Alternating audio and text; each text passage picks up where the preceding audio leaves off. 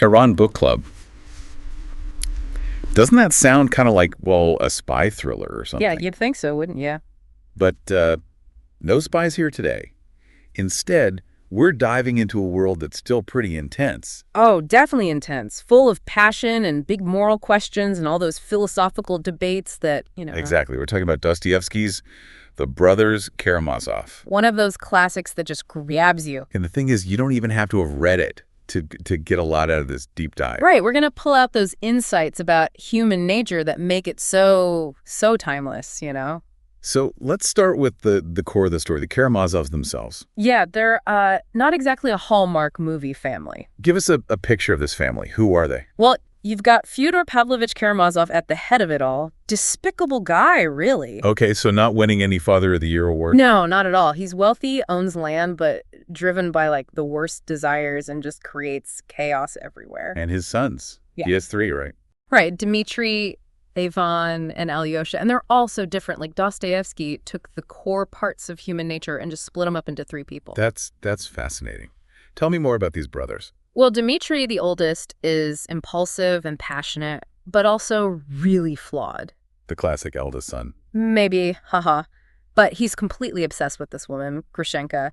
She represents everything his father goes after too: beauty, sensuality, that kind of reckless freedom. So we have a little, father-like son going on. In some ways, yeah. But Dmitri's passion is also, he wants real love, something he doesn't have. And this creates conflict, right? Because he's engaged. Exactly. To Katerina Ivanovna, completely different woman. And the love triangle emerges. Oh, it gets messy because Katerina Ivanovna, she's proud and independent, but also totally thrown by Dmitri's, infidelity, and even has these complicated feelings for Ivan, his brother. Wait, Ivan the brother? This is getting good. Right. Ivan's the middle son, super intellectual, always questioning everything, God, good and evil, the whole deal. So we have passion with Dmitri, skepticism with Ivan. What about brother number 3? Alyosha, he's the youngest.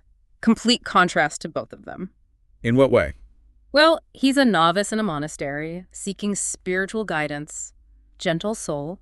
The moral compass of the family, perhaps? You could say that. He's drawn to Father Zosima, this, revered elder at the monastery. Zosima teaches love, forgiveness, all that. Okay, so 3 brothers, 3 very different aspects of being human. And it's all happening in this messed up family and a society wrestling with huge questions too, Yeah, you get the sense that Dostoevsky's using this family to show us, the bigger picture of Russia at the time. Totally. A country on the edge of change trying to figure itself out. And then boom, Fyodor Pavlovich is murdered. It all explodes. Dostoevsky doesn't waste any time. Murder mystery. It's a murder mystery, but it's really a vehicle to talk about guilt, innocence, even truth, Oh, we're at a murder already. Haha, yeah, things move fast. This murder, it just throws the Karamazovs, who are already a mess, into total chaos. And it makes you ask who's really guilty, right? When everyone's got secrets. Exactly. Does the novel, point to the killer right away? Well, at first, suspicion falls on Dmitri. Right. He's got the motive, the temper, the fights with his father over money and Grushenka. Seems kind of straightforward, then. Maybe. But Dostoevsky throws in this curveball, the idea of a false confession. Look at that. He tells the story, within the main story, about a serf who takes the blame for a murder his mistress did. But why? Why would someone do that? That's what Dostoevsky wants us to think about. Is it loyalty? Fear? Some twisted sense of duty? It makes you question everything about truth and justice. It's like he's saying what we believe isn't always the whole story. Right. There are layers to it, and what's on the surface can be deceiving. That's a great point. So the murder mystery is just the beginning, really. Oh, yeah. It's just the start. Dostoevsky wants us to look deeper, question our assumptions, figure out why people do what they do. I'm hooked already. Yeah. So where do we go from here? Well, next we gotta unpack this love triangle a little more, dive into those themes of love and desire. Sounds juicy. I'm ready. Let's do it. It's fascinating how Dostoevsky takes this whole murder mystery and uses it to explore these big ideas, like love and desire. Yeah, you mentioned a love triangle before. Dmitri, Grushenka, and Katerina Ivanovna. Let's dig into that a bit. Okay, so Dmitri's Head over heels for Grushenka. She's magnetic, represents this raw, passionate love, almost primal, you could say. It's like he's trying to, I don't know, recapture something he never got from his own father, maybe. That intense connection. Yeah, there's that element too, definitely. But she's also this rebel, rejects all the norms, right? And she's been hurt. Dmitri wants to be her savior almost. And Katerina Ivanovna, she's the opposite, it seems. In a lot of ways, yeah. She's got pride, intelligence, independence. Her love is more, well, refined, intellectual, but she's capable of jealousy too, like a lot of it. So two very different women, two very different ideas of what love is. And that's what Dostoevsky's getting at, right? Love can be amazing, but also incredibly painful. It's that push and pull between like our heads and our hearts, isn't it? Totally. And Dostoevsky shows us the messiness, the jealousy, the possessiveness, even the potential for violence that can like hide under the surface of love. It's a powerful force, love, for good or bad. And all this ties into even bigger stuff.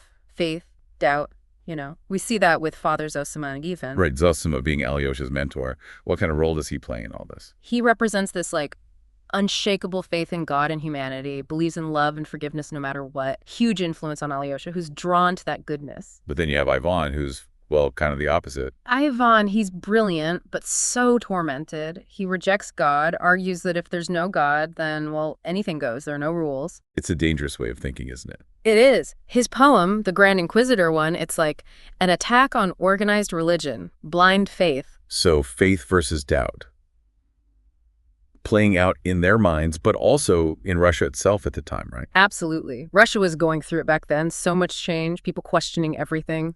Dostoevsky captures that perfectly. Like using these characters to show us the anxieties of a whole society. He's a master at that. And those big questions, what's the meaning of life? Why is there suffering? Can we be redeemed? We're all still asking those. And how does this all, like, connect back to the murder? That's where things get really interesting. The investigation becomes this way for Dostoevsky to explore, guilt, innocence, what truth even means. Right, because at first it seems like Dmitri's the obvious suspect. But remember those signals Dmitri was talking about? Remind me about those. So Dmitri had this weird system with Smerdikov, the servant. Signals to let him know if Grushenka went to Fyodor Pavlovich's house. That's kind of creepy, isn't it? Why would he do that? Dmitri was obsessed and paranoid. He had to know if she was alone with his father, wanted to burst in and stop anything from happening. Jealousy and suspicion, powerful motivators. They are, and those signals, they become this key piece of evidence. It raises questions about Dmitri, his motives, even if he didn't actually do it. It's like his own actions, his state of mind, they create this net of suspicion around him. And as we go deeper, we see everyone's got secrets, hidden reasons for doing things. Dostoevsky's showing us there's no simple line between guilty and innocent. Yeah, we're all capable of good and bad, right? Exactly. And our choices, they can lead to consequences we never intended. This is getting really complex. Yeah. Dostoevsky's world, it's full of moral gray areas. That's what makes it so compelling. No easy answers, just a lot of hard questions. So where do we go from here? What happens next? Well, Dmitri's trial, that's the climax. It's not just a trial, it's like this battle for truth and justice itself. I can't wait to hear about it. Last we left off, Dmitri's in a pretty tight spot. Lots of suspicion swirling around him. Does he, get out of it? Prove he's innocent? Well, innocent is a tricky word in Dostoevsky's world, It's not just about the legal stuff. Dmitri himself is wrestling with guilt.